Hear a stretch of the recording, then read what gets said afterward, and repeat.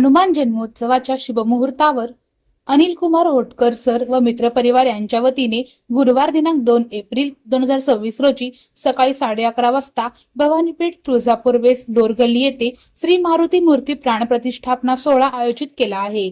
तत्पूर्वी बुधवार दिनांक 1 एप्रिल 2026 रोजी सायंकाळी 4:30 वाजता अनिल कुमार होटकर सर यांच्या डोरगल्ली 2 नंबर शाळेसमोरील घरापासून जलकुंभ मिरवणूक निघणार आहे। दिनांक 2 एप्रिल रोजी दुपारी 12 ते 3 या वेळेत महाप्रसादाचे वाटप होईल।